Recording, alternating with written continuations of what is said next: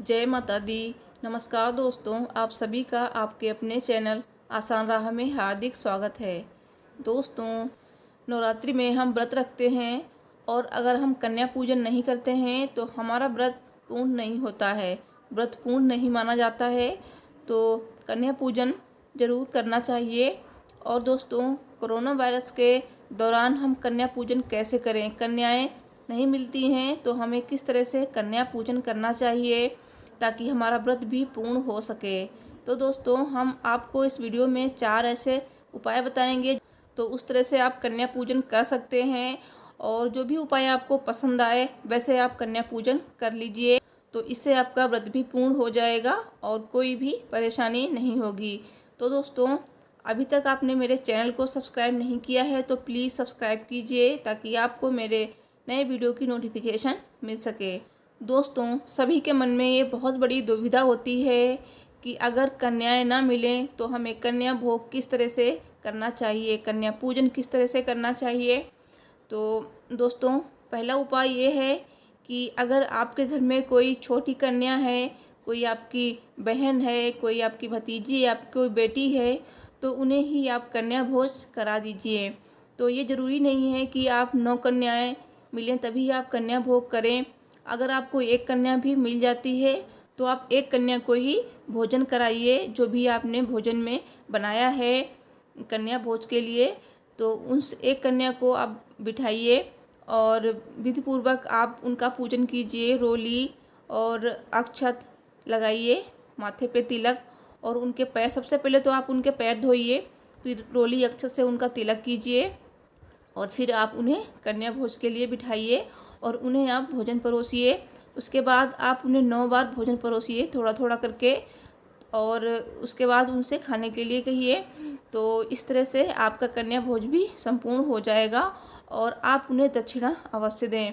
तो जिस तरह से आप 9 कन्याओं को बुलाकर भोजन कराते हैं, उसी प्रकार एक कन्या को 9 देवियां मान के उसी तरह आप उन्हें भी भोजन कराइए। 9 बार उनकी थाली में भोजन परोसिए और वैसे ही आप उन्हें दक्षिणा भी दीजिए। दोस्तों, कन्या भोग कराते समय ये बातें ध्यान में रखिए कि कन्या हमेशा 2 साल से बड़ी और 10 साल से छोटी उम्र की होनी चाहिए, तो उन्हीं कन्याओं को आप कन्या भोग कराएं। तो पहला तरीका तो ये है। और दूसरा तरीका ये है कि आप जो भी कन्या भोज के लिए बनाते हैं भोजन, हलवा पूड़ी या फिर चना जो भी बनाते हैं, उसे आप अपने घर के मंदिर में माता के सामने रखिए। माता को आप एक छोटी कन्या के रूप में देखिए और उन्हें प्रेम पूर्वक भोग कराइए। और भोग कराने से पहले आप मंदिर में दीपक जलाइए और माता से प्रार्थना कीजिए कि माता जी हमारा भोग स्वीकार कीजिए। तो इस तरह से आप कन्या भोग कर सकते हैं। और जो प्रसाद आपने मंदिर में माता जी के लिए चढ़ाया है उसे आप या तो गाय माता को खिला दीजिए, क्योंकि गाय माता को भी लक्ष्मी का प्रतीक माना गया है, या तो आप अपने घर के सदस्यों में बांट दीजिए। और माता के भोग के बाद आप माता को दक्षिणा जरूर अर्पित कीजिए और उन दक्षिणा के पैसों को आप मंदिर में रखे रहने दीजिए। और जब भी आपको कोई कन्या दिखे तो उस दक्षिणा को उन कन्या को दे दीजिए। तो दूसरा तरीका ये है। और तीसरा तरीका ये है, आप अपने घर के मंदिर में कन्या भोज के लिए सूखा मेवा या फिर सूखी वस्तुएं ही रखें, जैसे मेवा, मिश्री या फिर कोई सूखी चीज़ें, मतलब जो ख़राब ना हो सकें, तो वो रखिए। साथ में आप दक्षिणा भी रखिए, तो उसे आप रखा रहने दीजिए। और बाद में जब आपको कोई कन्या दिखें तो आप उन्हें ये वितरित कर दीजिए। दोस्तों, चौथा तरीका ये है कि जितने रुपए से आप कन्या भोज कराना चाह रहे हैं उतने रुपयों को निकाल के आप मंदिर में माता के सामने रख दीजिए और माता से प्रार्थना कीजिए।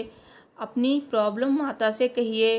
माता जी सभी कुछ जानने वाली हैं, तो आपकी प्रॉब्लम ज़रूर समझेंगी।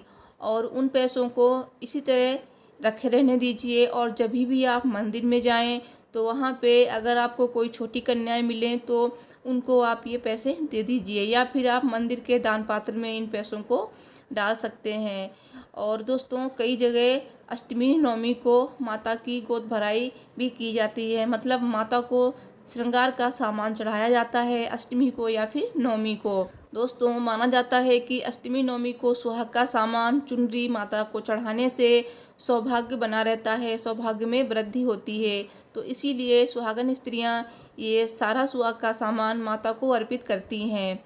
तो दोस्तों, अगर इस समय कोई मंदिर नहीं जा पा रहा है तो अपने घर के मंदिर में माता को ये सारा सामान अर्पित कर सकते हैं। कैसे करना है?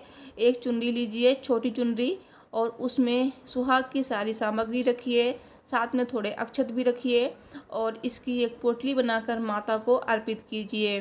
तो दोस्तों, इस तरह से आप कर सकते हैं तो आपकी समस्या भी सुलझ जाएगी और कोई भी प्रॉब्लम नहीं होगी।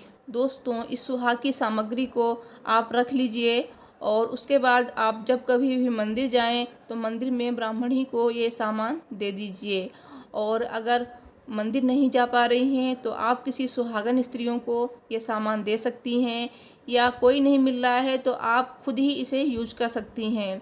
तो इस तरह से आप कन्या पूजन कर सकती हैं और माता की गोद भराई भी कर सकती हैं। तो दोस्तों, माता रानी सभी कुछ जानने वाली हैं और सभी की मनोकामनाएं पूर्ण करती हैं। तो आप सबकी प्रॉब्लम वो समझेंगी। तो दोस्तों, अगर आपको वीडियो पसंद आई हो तो प्लीज़ मेरे वीडियो को लाइक कीजिए, शेयर कीजिए और मेरे चैनल को भी सब्सक्राइब कीजिए। मिलती हूँ एक और ऐसे नई वीडियो के साथ। तब तक देखते रहिए Aasan Raah. Thanks for watching. हर हर महादेव। जय माता दी।